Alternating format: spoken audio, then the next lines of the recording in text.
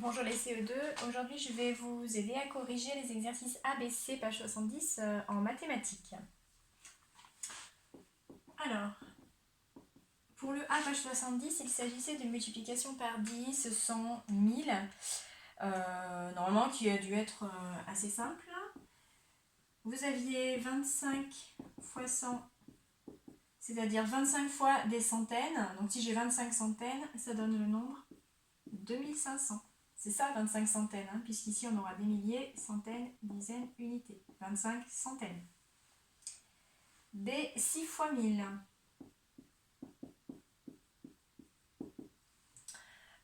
Donc ça veut dire 6 fois le nombre 1000 est égal à 6000.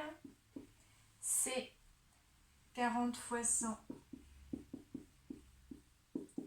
J'ai 40 fois le nombre 100.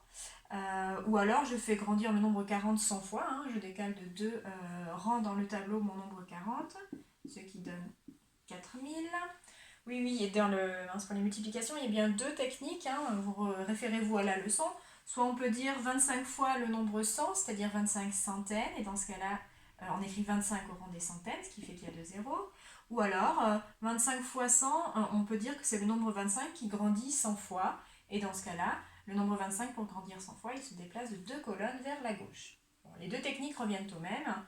On obtient bien 2500 pour la réponse A. Ensuite, pour le D, 10 fois quelque chose qui fait 1400. Alors là, c'était à vous de trouver quelque chose pour mettre au milieu. Qu'est-ce qui a changé entre ce nombre et ce nombre? On remarque qu'il y a un zéro supplémentaire, donc le nombre s'est décalé d'un rang sur la gauche de plus, donc il a été multiplié par 10. Et ensuite, 10 fois combien pour faire 140? Ça c'est la multiplication par 10 et il reste 14. Hop.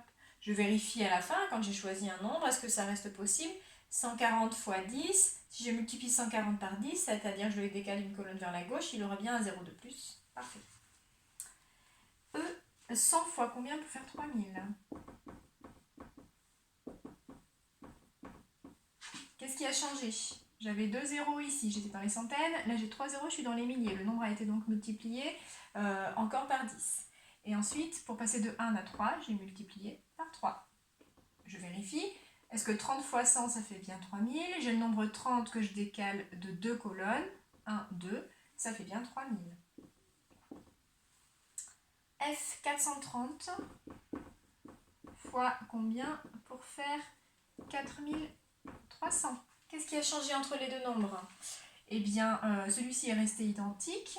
Par contre, j'ai un 0 de plus, ça veut dire que le nombre a été multiplié par 10. 84 fois 10. J'ai le nombre 84, multiplié par 10, il se décale d'un rang vers la gauche, 840. Et le dernier, H, combien fois 63 pour faire 6300? Qu'est-ce qui s'est passé entre les deux nombres? On voit qu'il a grandi de 2 colonnes, c'est donc qu'il a été multiplié par 100. Voilà, ça c'était le premier exercice, plutôt facile normalement, c'est un exercice de révision.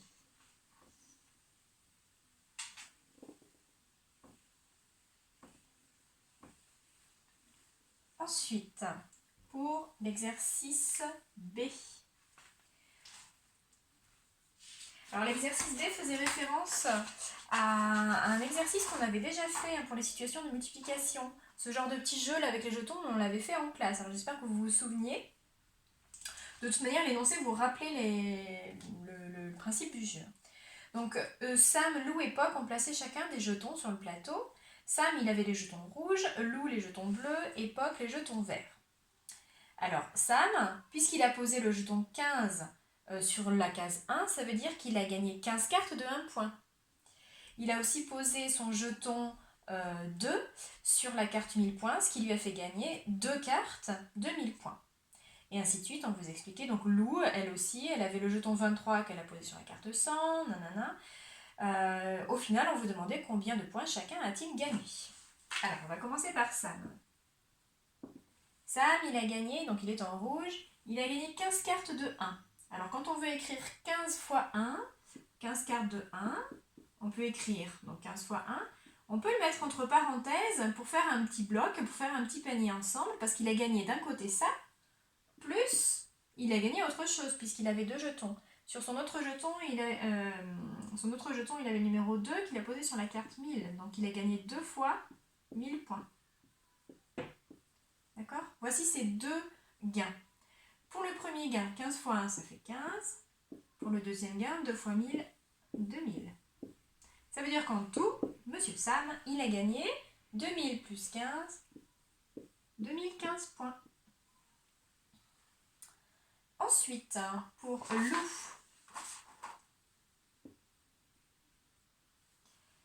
Alors, Mademoiselle Lou, elle était en bleu. Elle a tout d'abord mis son jeton 23 sur la case 100. Ça veut dire qu'elle a gagné 23 cartes de 100. Donc 23 fois 100. Et en plus, puisqu'elle avait 2 jetons aussi, elle a mis son autre jeton sur 3 fois 1000. Elle a gagné 3 cartes de 1000. Des petites parenthèses pour séparer les paquets de ce que l'on a pu gagner comme points. 23 fois 100. Allez, donc ça c'était facile, on sait faire. 2300 et 3 fois 1000, 3000. Combien est-ce que ça faisait en tout? On avait 2300 plus 3000, on avait des milliers à ajouter entre eux. Ça fait 5300. Et enfin, Poc. Poc, lui, il avait aussi 2 jetons. Il a jeté son premier jeton qui portait le numéro 102 sur la case 10. Donc il a gagné 102 fois 10 points. Et en plus, il a gagné 13 fois 100 points. Pour son premier jeton, ça lui a fait gagner 1020 points. Et son deuxième jeton, 1300 points. C'est-à-dire qu'en tout, il a gagné 1000 et 1000, 2320 points. Et voici comment on pouvait trouver le nombre de points gagnés par chacun. Voilà. Bon, l'idée ici, c'était quand même plutôt simple, mais je voulais insister sur la présentation possible. Quand vous avez comme ça plusieurs scores qui vont s'additionner, on utilise les parenthèses pour séparer les gains. Ensuite, dernier exercice, le numéro C. Cette fois-ci, Flip a lui aussi joué. Il a 2 jetons violets marqués 8 et l'autre 35. Ça veut dire qu'il va gagner 8 fois quelque chose et 35 fois une autre chose. Aucun des jetons n'est tombé sur la case 1000. Combien de points a-t-il pu marquer? Alors du coup, il y avait plusieurs possibilités. Il y avait comme case la case 1, la case 10, la case 100, et sachant que les cases 100, il y en avait 2. Donc ça faisait beaucoup de possibilités. Alors il fallait être très organisé pour pouvoir trouver les réponses. Tout ce qu'on sait, c'est que déjà à chaque fois, ça va faire 8 fois quelque chose, plus 35 fois un autre nombre. Ça va être tout le temps valable. Toutes les fois que je vais essayer, ça va faire la même construction, puisque ces jetons sont toujours les mêmes. C'est juste qu'ils tombent à des endroits différents.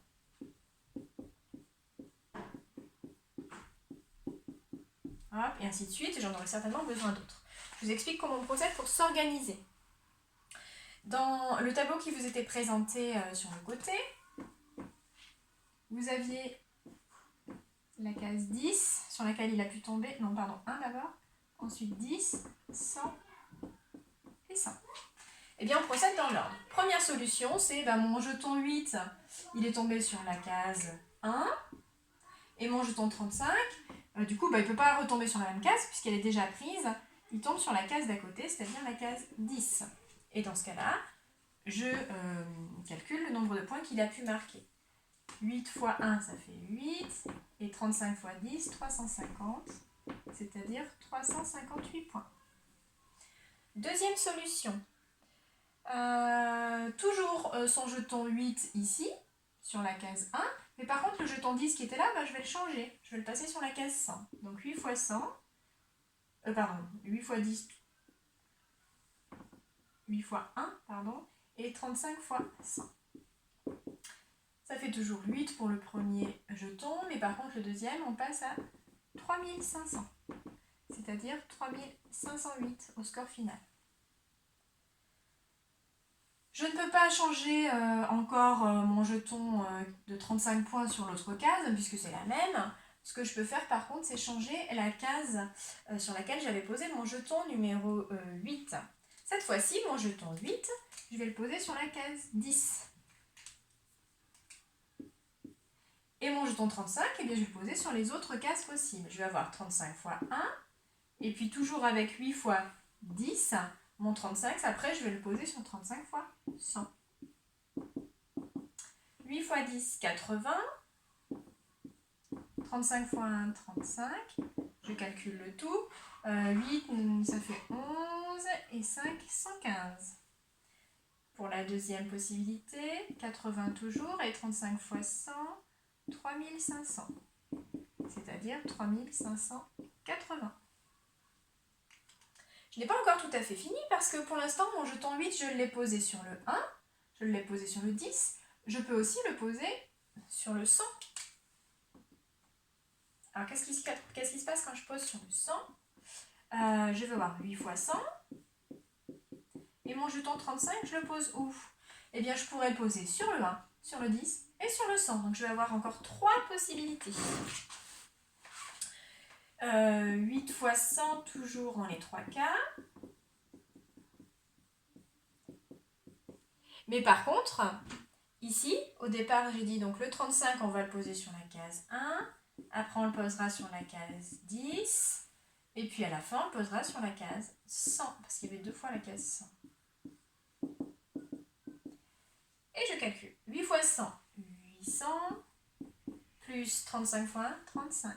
En tout, 835 points. Deuxième solution. 8 fois 100, toujours 800. Plus 35 fois 10, 350. Cette fois-ci, 8 et 3, 11. 1150. Dernière, 800 toujours au départ. Et 35 fois 100, c'est 3500. 3500 plus 800, 4300. Et voilà comment on obtenait toutes les possibilités. Normalement, il y en avait 1, 2, 3, 4, 5, 6, 7. Voilà. Organisez-vous correctement pour essayer de ne pas en oublier. C'est comme ça qu'on pouvait réussir l'exercice.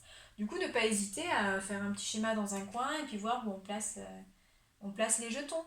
Mais voilà, dès qu'on en pose un, laissez-le bien sur sa case et veillez à faire toutes les autres possibilités avec l'autre jeton en changeant de case un seul des 2 jetons. Et une fois qu'on a fait toutes les possibilités, eh bien, on change de place le premier jeton. Voilà pour l'ensemble des exercices. Allez, à bientôt et bon courage!